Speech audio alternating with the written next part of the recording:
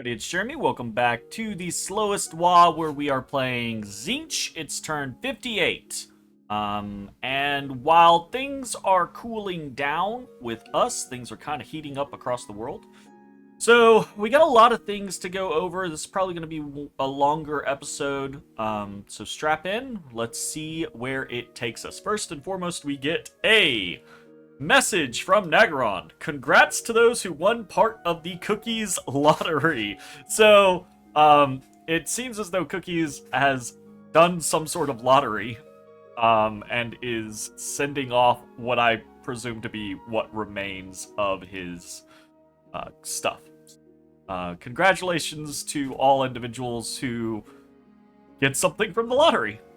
We have completed Blood 7 on our run up to Blood 8.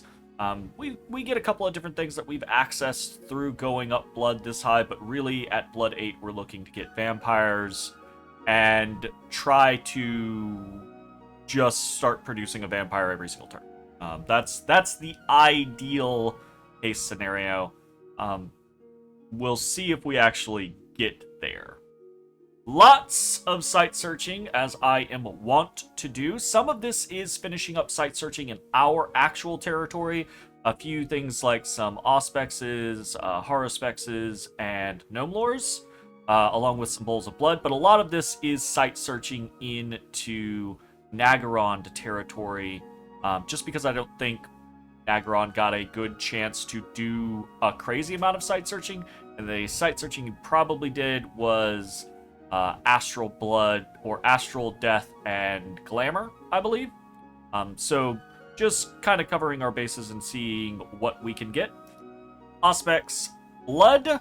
So in a Bowl of Blood, we find a pentagram in Bushford. And this is kind of actually interesting. So a pentagram increases blood ritual range by 2 provinces. And we are now relatively high in blood magic.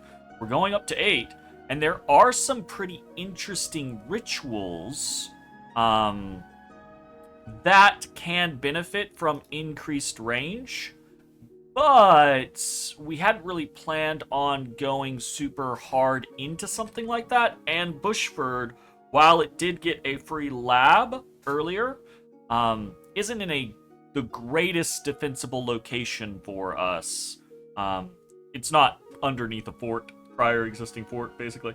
So I don't know if this is going to get a lot of use, but it is something that we have in our back pocket that might matter. Augury, Gnome Lore, we find a Cave of the Pale Ones, which is... I wish you could just click this and it could just give you a pop-up to show you what the thing is. I hate having to go here. Go to the province.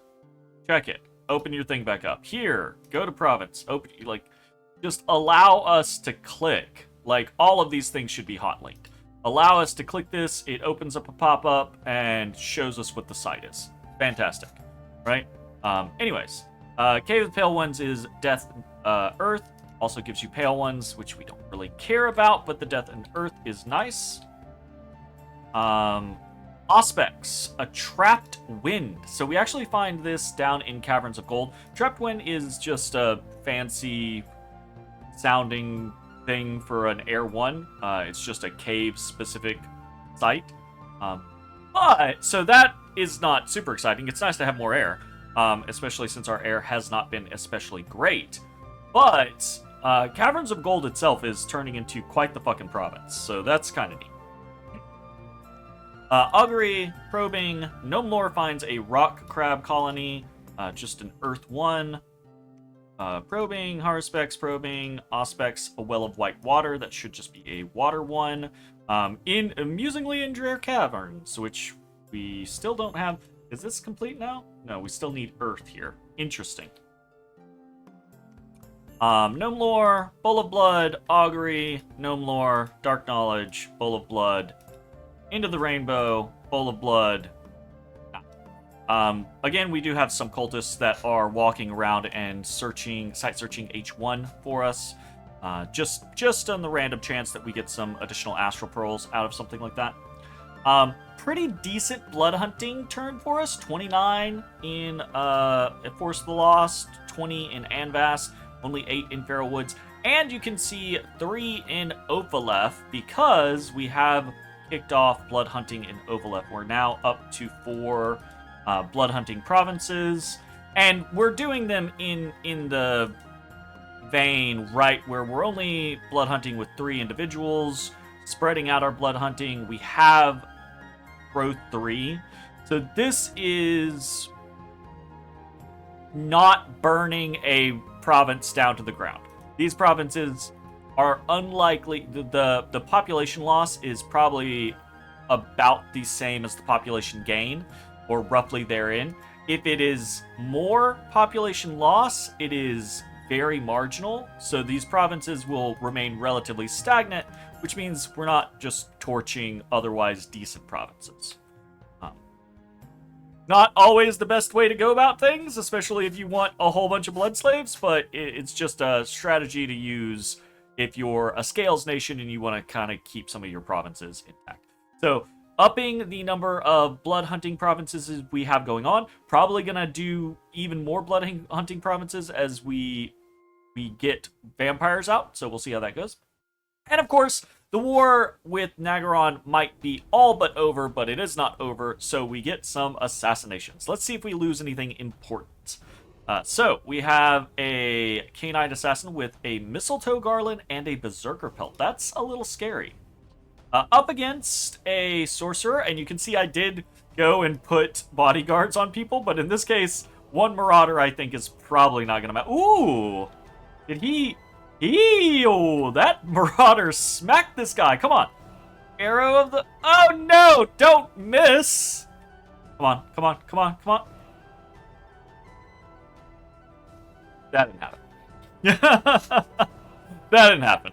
So in the real fight, that Marauder did not get that lucky 15 damage hit. He just died, and the Sorcerer died very shortly thereafter. But it does go to show, right, like, that if you're lucky, you can protect your sorcerers and things like that from Canine assassins.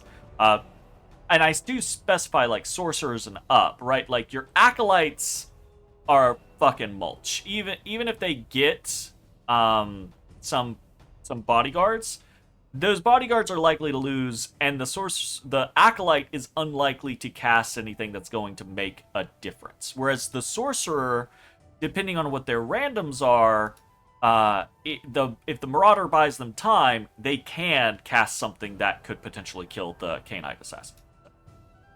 Fun stuff. Got another assassination. Speak of the devil, sleeping acolyte. Sleeping horror marked acolyte. So, you know, he was on his way out anyways. It's fine. Another acolyte. Okay. And this one actually does have some bodyguards, but they are all sleeping. So, yeah.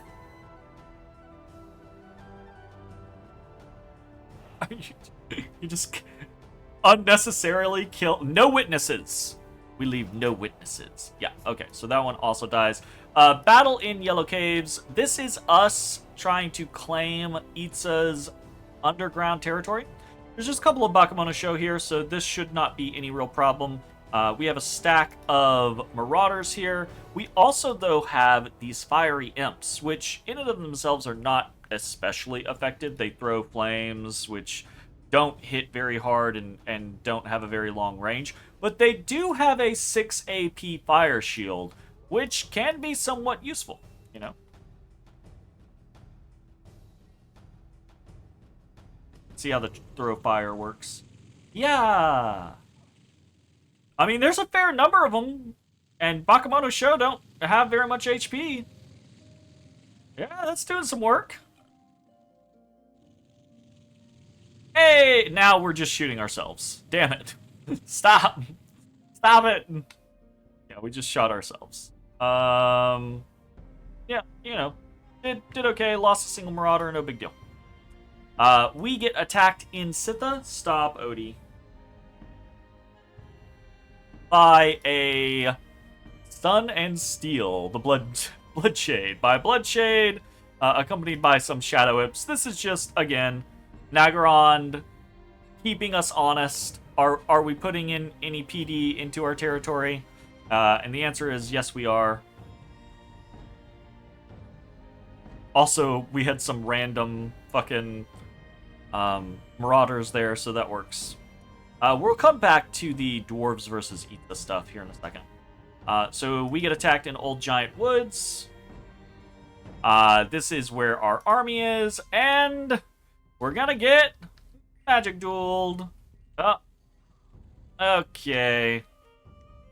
So yeah, that is basically what happened in the real game.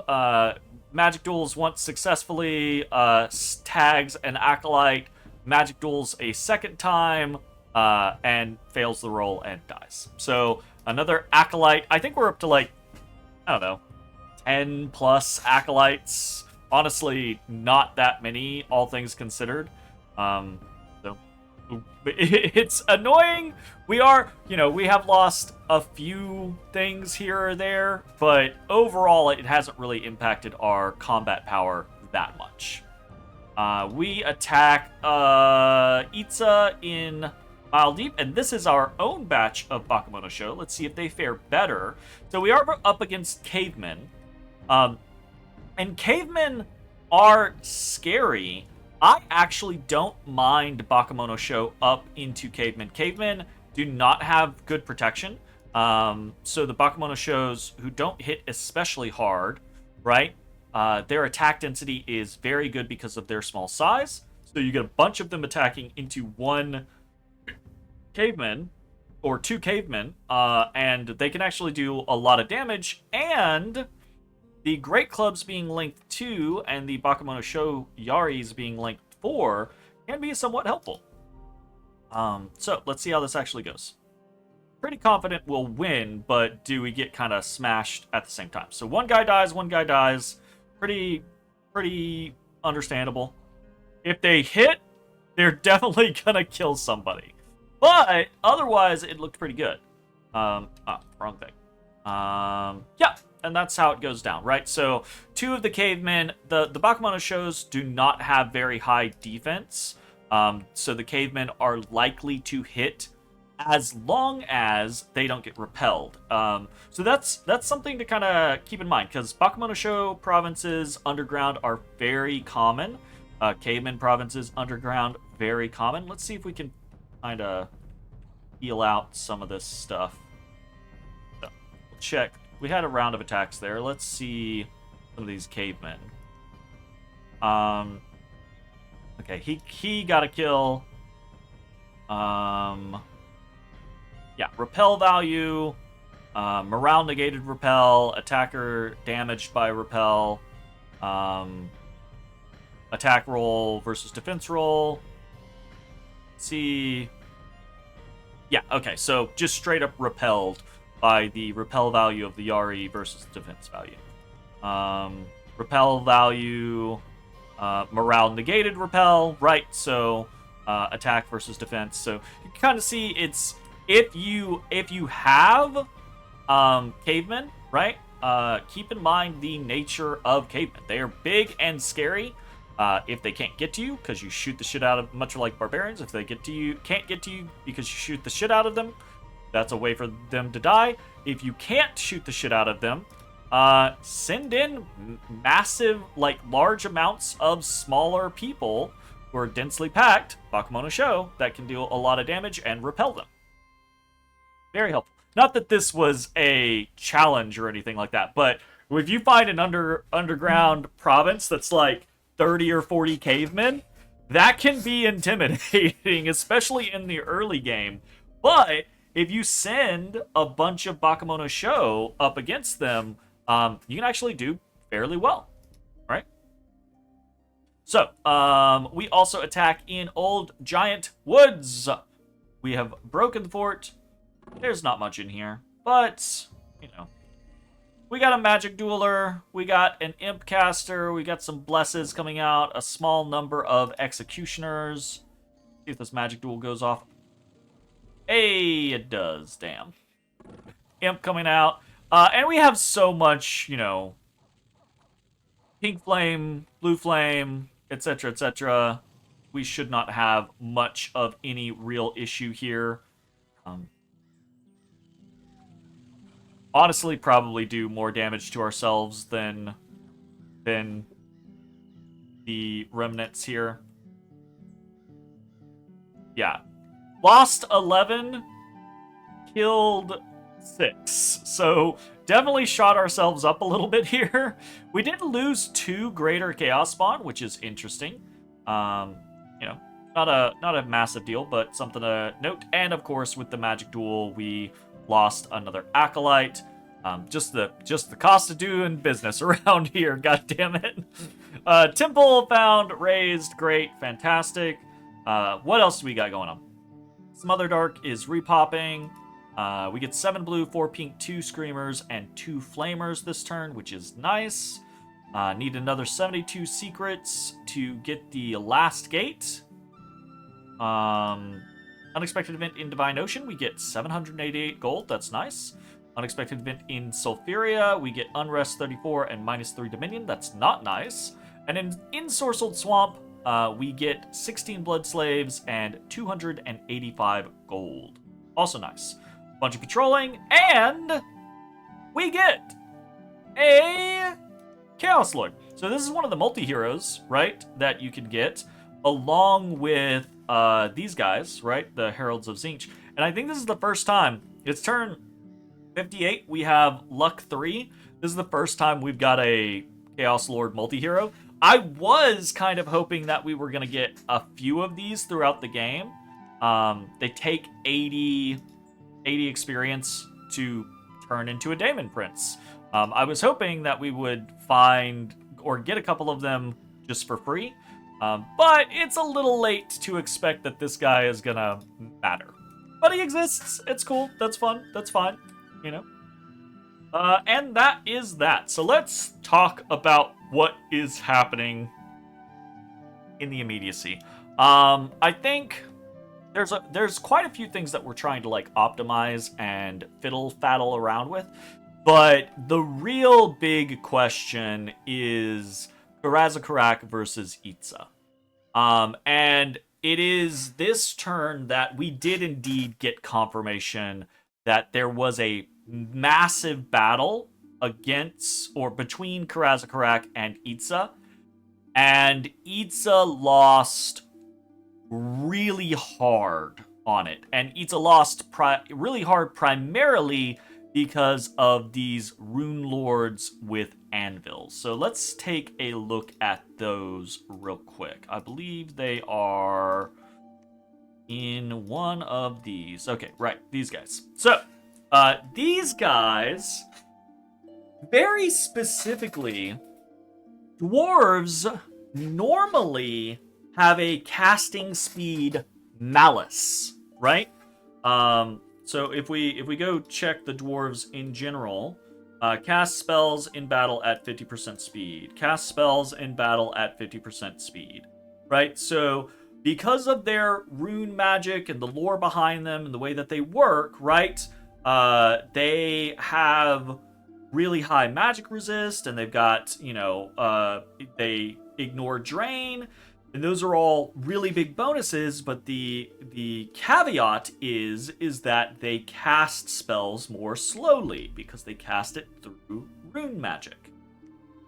The rune lords with anvils bypass this, and not only bypass it, but they actually cast spells even faster than normal because they are hopped up on they have this massive runic platform with a specialized, you know, enchanted item, the anvil, all of these rune powers forged into the platform and the anvil itself, the Anvil of Doom. So these motherfuckers cast at 150% of normal speed. Now, I do not know all of the particulars, but it should be noted that Slann, right, also have faster casting speed. So 5th generations are 25%, 4th generations are 35%. I believe 3rd generations, which you can get through summoning, are 45%. So, also very fast casters, right? The issue, I believe, is that, and again, I do not have all of the information, so take what I say with a grain of salt. It might not have worked out exactly like this. But to my understanding, Kidzin smashed a bunch of earthquakes into Itza's face that Itza may or may not have been expecting. And whether they were expecting it or not, whatever they were attempting to counter with did not work, right? So what happened was to my understanding, a shit ton of skink mages getting just eviscerated by rune lords with anvils casting Earthquake, which is really, really, really unfortunate, because it was apparently a very, very large resistance force from Itza that basically got completely screwed because it couldn't do the vast majority of the things that it wanted to do to begin with. Now again, I might not have the complete right of it, so keep that in mind. That take what I say with a grain of salt. That might not be all of the information there, but suffice to say, Itza has been dealt a grievous blow. Now they are not completely out of the fight. They are not completely dead, but they are definitely on the back foot, and whatever they have remaining is basically all they have remaining. So they probably have the ability to put together one more valid army, and that army probably is not going to be as strong as the army that faced off against Karaz-a-Karak previously, which is generally, that's a downhill slope, right? Now, the caveat is Itza might now be prepared to face off against what he got hit with, right? Prepared to counter it.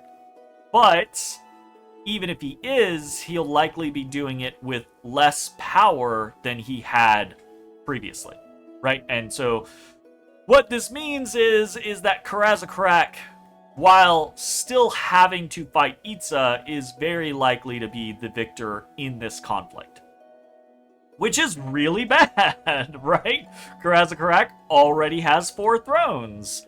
I should probably immediately end my nap, but I am not doing that because I am not prepared to fight Karaz-a-Karak 1v1, right? He's still fighting Itza, but in the concept of me versus him just straight duking it out, I don't believe we are prepared to fight him, because we don't have answers to this type of shit, right? We are really, really big magic, but we are not really, really fast magic, which Itza is both big magic and fast magic, and likely has better research than us.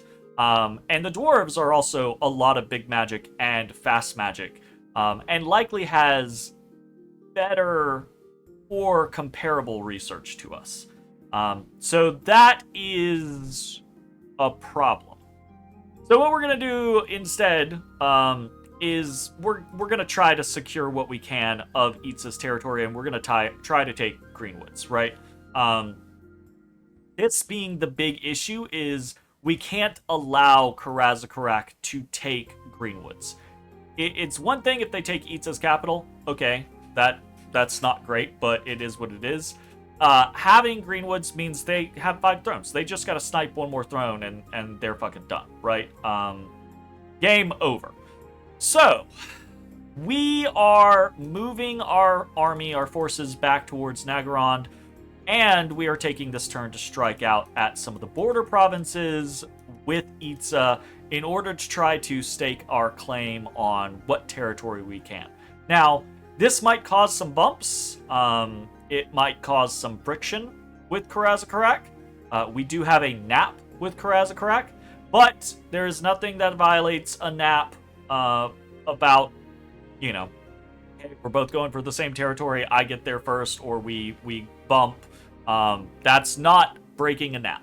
So we'll see if Karaz-a-Karak grumbles over it. I mean, they are the dwarves, so it's in their nature to grumble over things like that. We'll see how it develops. But I do expect this to cause friction with Karaz-a-Karak. The thing is at this point, though, friction is it's... I had a word in my head. It's unavoidable, right? Karaz-a-Karak has gotten too big, gotten too strong, has too many thrones. We are also quite big, decently strong.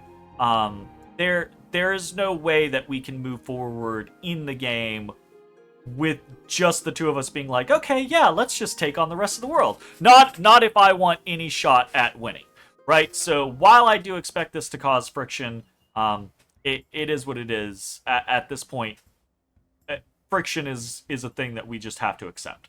So, across our empire, we are trying to start developing things to resist Karaz-a-Karak as we march towards Itza. That being said, we do have to be careful, right? Because presumably most of Itza's stuff is in their capital preparing to resist Karaz-a-Karak. But it's also possible that they take to the field.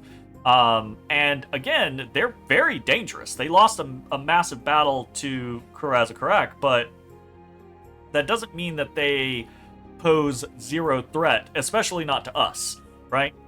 So we're going to try to prepare ourselves as we move forward towards this. And I'm hoping I don't have to fight any real resistance from Itza. I'm hoping that they will just go down in a flame of glory. I'm hoping they'll pull something out and kick the shit out of Karaz-a-Karak, right? That's what I'm hoping. But barring that, I'm hoping they'll go down in a blaze of glory against the dwarf army, right? Dealing as much damage as they can on the way out. And that will just pick up secure Greenwoods and be like, okay, game's still safe. We're now at 3 thrones. Khorne's at 3 thrones. The dwarves are at 4 thrones. Game is still playable. Let's see where things go from here, right? That's the generalized idea. So let's talk about a couple of things that are going on, and I'm just going to jump into the nation overview screen. We've got obviously, so research-wise, we know what our plan is here. 2 turns, and we'll have Blood 8, right? I don't know what my plan is in the immediacy after that. I really, really, really, really want to put up... Oh, fuck, not that. Really, really, really want to put up Celestial Rainbow. I don't want to do this because I think it is the play. I want to do this because I've never gotten to do it in a multiplayer game, and I think it would be pretty cool, right? I think, obviously, right there is the malice of having Luck 5, but I think it'd be really neat to see, is it any good in a multiplayer game having Luck 5? And I do think having dome protection of 50%, because that's what we'll have, is we'll have Luck 5, so we'll have 10% per Luck scale. 50% dome protection across the majority of our empire would be really fucking cool, especially if we go into the semi-later game, where I do think we will probably come under attack by the dwarves, right? It's kind of an inevitable thing, and I think we would be on the defense very likely. So this would, I think, be a cool thing to try out, even though I don't think it's necessarily like the best play in existence. So I've been eyeing that, but I don't know that that's what I'm gonna go to. There are a lot of things in Conjuration that I also really want. Things that would help alleviate some of our issues with getting up bigger magic items. being able to get them up faster, etc., etc. And then there is always the whole desire to do the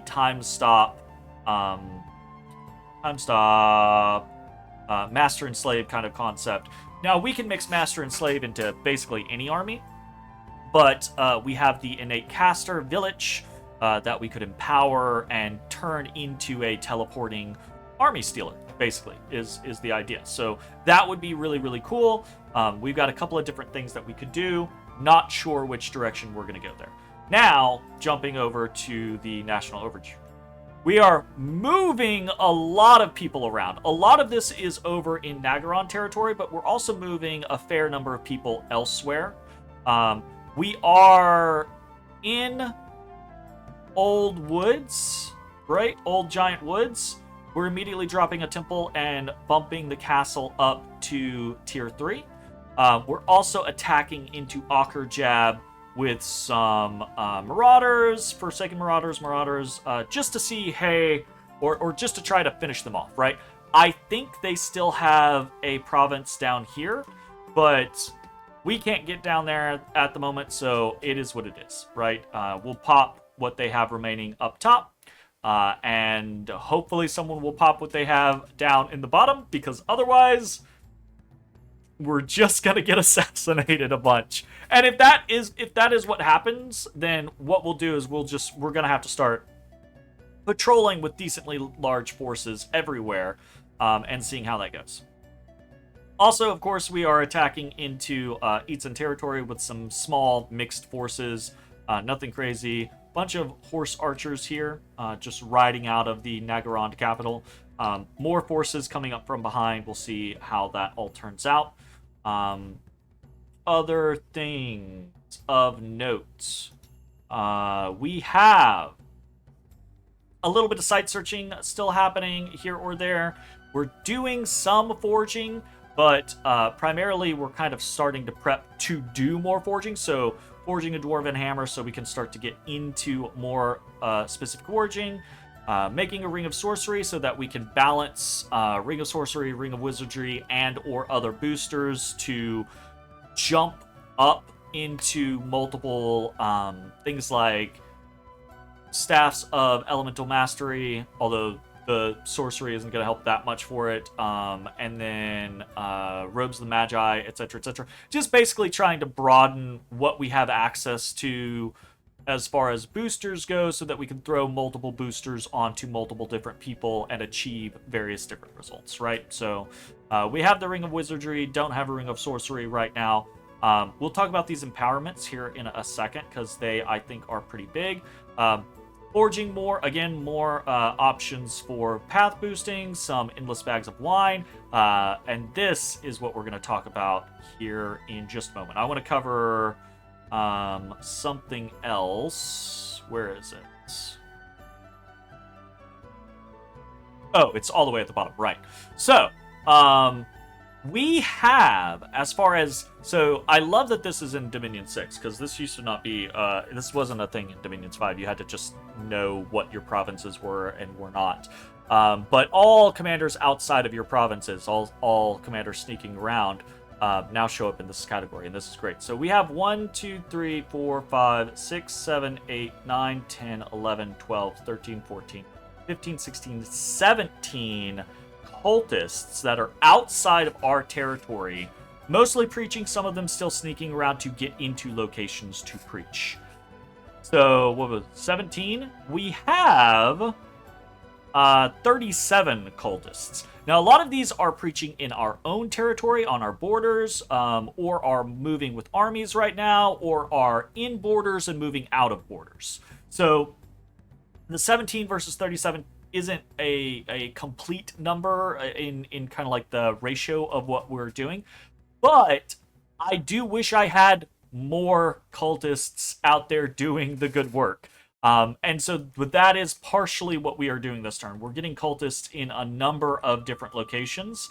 Partially because that's all we can get in some locations, but also partially just because I need more control of my dominion, period.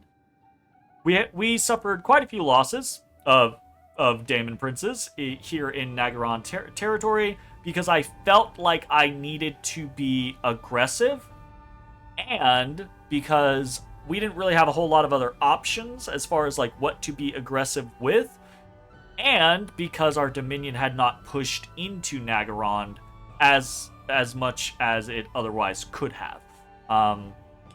This is a mistake, one that I'm already trying to rectify. As you can see in Itza, we are already preaching in a bunch of different Itzan territories. We're also preaching in a bunch of the Wood Elves territories, and we're trying to preach wherever we can in Karaz-a-Karak territories. But the dwarves have been very good about trying to hunt me out, right? But if we had twice as many cultists, we would have more options and more power when we hit those options to try to actually force our Dominion into location. So I'm going to start trying to work towards that and seeing if that can matter. But overall, it might be too late to exert that kind of control. This is not a thing where I'm worried about like the opening more of the gates. We'll hit the gates pretty soon. I'm not super worried about that. I'm more worried about just being able to project Dominion, and then maybe also look into opportunities for globals that are Dominion based, right? So Vengeful Water could be a decent option. Dark Skies could also be a good option. We have a decent amount of air gems. Not a great air income, but a decent amount of air gems. We could try to force someone out, and then keep, just do a massive dump, like alchemize a bunch of things and try to pull Dark Skies, and then use our Dominion as a big hammer saying, hey, fuck you. If you're gonna fight us, you're gonna fight us in our Dominion, and you're gonna have zero morale. Not zero morale, but very little morale when you're actually trying to accomplish that. So just trying to come up with a way of how do we actually progress forward into the game. Other things that I think are important are these two empowerments. So we talked last time about this guy, about all he needs is for me to empower him in death. Then we put a skull staff on him, ring of wizardry on him. He can make a vampire, and he is good to go. The thing about that is I don't think that's actually what we're gonna do. We are actually empowering this guy in blood, and that is not necessary for us to achieve the whole vampire scenario. But the issue is I want someone higher. I don't intend for our vampires to sit around in our capital, and I want someone higher in blood to be able to start forging higher blood items and blood boosters so that we can potentially make use of those. If we have been very lucky. I think we boosted him twice. No, we have only boosted him once, and then we put a Bloodthorn on him, right? Yeah, had to have been, right? So regardless, we have been lucky in boosting so far and not getting horror marked. The more we do that, the higher we go, the more likely that's going to happen, right? So the more we're risking the chance, at least. So I don't want to empower this guy in death, then empower him in blood because I want to do more blood things, and then him get horror marked, die in a few turns, and that empowerment in death isn't wasted because we still will have accessed vampires, but it's just not necessary to potentially waste it when we already have this guy, right, who we can empower in death, and put blood boosters on, as along with a ring of wizardry and shit like that, and then not worry about whether or not this guy gets horror marked. He does vampires, and then he can go off and do more death things potentially, just mixed into an army, right? Like he can just communion up, and as death 1 suddenly becomes a death 3 or a death 4, and can do some various things there. Whereas this guy can stay home and with the empowerment in blood can just try to get higher into blood boosters and go from there. So this turn, He's empowering in blood. He'll be blood 4. We'll throw Ring of Wizardry on him. He'll be blood 5, and then we can make a Brazen Vessel, I believe is what it's called. Take the Ring of Wizardry off him, and he'll still be able to use the Brazen Vessel to be blood 5 and make more Brazen Vessels, right? Now, of course, that is going to be competing with the blood slaves that we have for vampires, so we're kind of having to weigh our options here, but I'm trying to make sure that we're broadening our opportunities as we move forward into the game, which might backfire, so we'll just have to see. So for now, blood empowerment and death empowerment, and we'll see how that actually works out. And then the last little thing, I know this video has been very long, the last little thing ties back to this. And the whole issue of me feeling like I'm not ready to fight Karaz-a-Karak. Yeah. Part of that is just because his sacreds are scary. My sacreds are scary, his sacreds are scary, and have a scary bless, right? So if we're gonna win, we're gonna have to win because we are dominant in magic. Which I do think that we generally will be. I think our mages are going to be better mages in the long run. And I think our troops have the ability to fight, especially if I stop being stupid and stop summoning Daemon Princes and instead start spawning Cavalcade, which I think is what we should be doing. But this, I think, is going to be a big deal. So we are forging a ring of levitation. We're actually forging that in a couple of different places, I believe. I think we're doing at least 2. And this is part of why we're making more Dwarven Hammers, is because we want to do these rings. We want to do a lot of rings of levitation. Why do we want to do rings of levitation? Because I do not think that this Earthquake play is a singular one-off plan, right? I think this Earthquake play is a going forward every major battle that Karaz-a-Karak is, and potentially that Itza, because Itza can do this too, just to a lesser extent. I believe that this is going to be a thing where, regardless, they are going to just drop several Earthquakes every single battle very quickly, basically instantly. And if you can't put up Featherweight or Soaring Army, but really Featherweight, because Featherweight is the faster version. If you can't put up Featherweight faster than they can Earthquake you, you're going to be fucked, right? You're going to be fucked in multiple different ways. And there are multiple different ways to try to, like, help yourself, right? But, like, your high armor troops aren't going to care, right? Or they're not going to care that much. So things like our Chaos Warriors, our Chosen Knights, that's not going to be a big problem for them. Really high HP things like Chaos Spawn, they're also not going to care that much, especially when we're doing things like regeneration and shit like that. So they'll take a lot of damage potentially, and then they'll just heal it back up before they get before they walk forward into combat, anyways, right? So not really that big of a deal for them. What matters is sniping. Matters is 3 things, I guess. Low armor troops, low armor, low HP troops, which honestly are not that big of a deal at this point anyways. Our hordes of marauders are going to get cut down by dwarves regardless, so it doesn't really matter if they die to Earthquake. But what does matter is losing 30 acolytes in a fight because they have no protection and very low HP.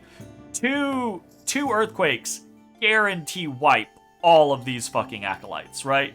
Doesn't matter what kind of communion you're bringing to the table. If all of your communion slaves are dead, they're fucked. You're fucked, right? So that is an issue. And then wiping all of your blood slaves actually is an issue, right? Because these ladies are actual bodies on the battlefield when you bring them into the battle to try to utilize them for blood magic. And Earthquake will pop all of them very easily as well. So those are the 2 kind of big issues. We really don't have... Okay, that's not true. We have one way to save these, which also saves these. And then we have a way that saves these without saving the blood slaves. And the rings of levitation are the way you save all of the acolytes and sorcerers, right? Sorcerers as well. From that fate. And the idea is if you have 30 or 40 rings of levitation sitting around in here, then you know you're about to get into a big battle. You throw all of them onto your acolyte communion, whatever you need to basically not die to a bunch of earthquakes at the very beginning of it, and boom, they're levitating. They're gonna be fine. All of our sorcerer lords are already flying floaters, right? All of our daemon princes are already flyers. So we just need to do this for enough acolytes to fuel our communions, and or enough sorcerers to take advantage of the communions or be plugged into the communions for sorcerer lords as well. So we won't have to make 5 billion of them. We have currently 131 acolytes. We won't need 131 rings of levitation. But 30 or 40 rings of levitation absolutely could be the deciding factor in a battle for us. So we're starting up that process. The other thing is, of course, this guy, right? Again, with innate spellcaster, innate spellcasters cast. The way it works, and innate spellcasters are somewhat kludgy, but basically they cast anything, no matter what the casting speed on it is, they cast it at 100%, right? So, if we look at something like... Now, it takes the full time for them, but their cast goes off at 100%, and then they just have a delay, right? And then if they also have, multiple innate stacks, they'll cast multiple spells. But if we look at something like Earthquake has a casting time of 200%. So if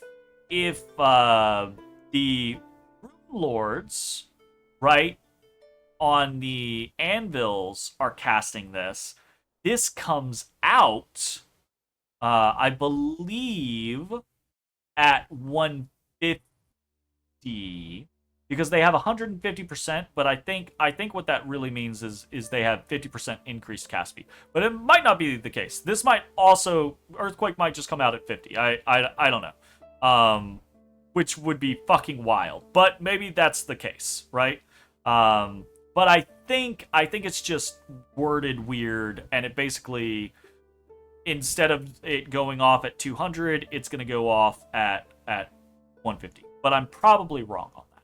Regardless, right, like the idea is if we have an innate spellcaster, like Village, who does already have air access, we get him some boosters, and we go down here to Featherweight Army, right, which we would only even need one booster. We go down to Featherweight Army, and 175 is going to get outsped by their fast earthquakes. So casting this on a normal person is not going to matter. They're still going to get earthquaked, right? Casting this on Village means he cast it at 100, hopefully bypassing the earthquakes, right? Just everyone in the army is now levitating. Earthquakes do nothing. And this will also work for the blood slaves on the battlefield as well, right? So, again, I'm not 100% sure that that's going to work, that the casting speed for the Rune Lords doesn't actually translate to this, an Earthquake gets cast at 50%, right? Because maybe that's how it works, but I'm hoping casting speed of 150% of normal is just in reference to the fact that these guys are 50% slower. So you would have a normal mage would be at 100%, and basically it's saying a Rune Lord is 50% faster, is what I'm assuming, right? Which also would translate into the same kind of concept as the Slann, right? 35% faster. For a third generation, I believe it's 45% faster. right? So still same ballpark, right? If it was 150% faster,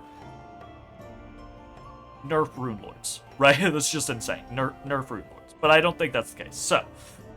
So, these are the things that I'm trying to like work in and come up with and figure out as we move forward, so that I feel like I can effectively fight the dwarves. Issue is we only have one village, and we, as of yet, have 0 rings of levitation. So we need to move towards that. I also need to look in and see if there's any unique items that like auto cast featherweight or anything like that, because that would be really, really good. Or auto fly or anything like that. So there are a bunch of like little minor ways that maybe we could like eke out some options. There's the idea that well, I don't think this matters, but I think maybe personal flight will work, but I'm not 100% sure. And even with personal flight, right, that's only going to work for an air random. And then another potential option, if a 100% cast does outspeed Earthquake, another potential option is... Who's that? Body Ethereal, right? I believe...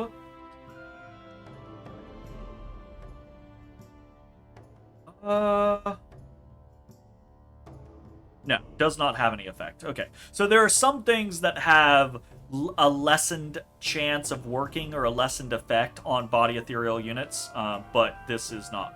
Doesn't look like it's going to. Right, so we got a couple of different options that we're trying to play around with or come up with ways of working, but still overall a lot of stuff up in the air. Gonna make a move on Itza. War is coming with Karaz-a-Karak. It has to be, right? There's no way we get out of it at this point. It's the only path forward in the game. It's just a matter of when does the trigger get pulled, right? So let's check our Dominion. We got 1. We got 2, 3, 4, 5, 6, 7. I don't know if this counts. I don't think it does. I don't think indie provinces count. So 7, 8, 9, 10, 11,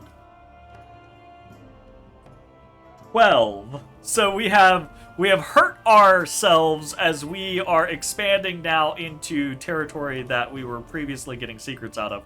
But at this point, I think it is what it is, right? So also continuing this expansion underground, trying to see if we can get to Caves of Madness. Oh, did we? I skipped the dwarf battles, didn't I? There's nothing super big here. This is just that party of Valkyries that we saw previously, killing off 1 PD. So nothing happening there.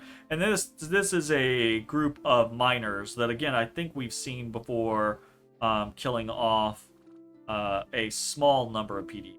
And there aren't very many miners here, but I mean, they're still dwarves, so they're still decently, like, these are low tier dwarves, which means they're mid quality for everything else, because fucking dwarves, right? So, okay, that's it. Really long video, but really long video because there's a lot up in the air, and I think there's a lot of really important things to talk about, things to theorize and hypotheticals. So, hope you enjoyed.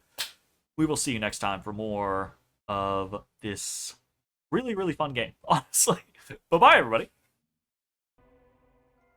Hey everybody, thanks for watching. If you enjoyed the video, consider leaving a like, commenting, or subscribing. It really helps me out. If you'd like to see me live, head over to my Twitch at twitch.tv/thedistanthorizon.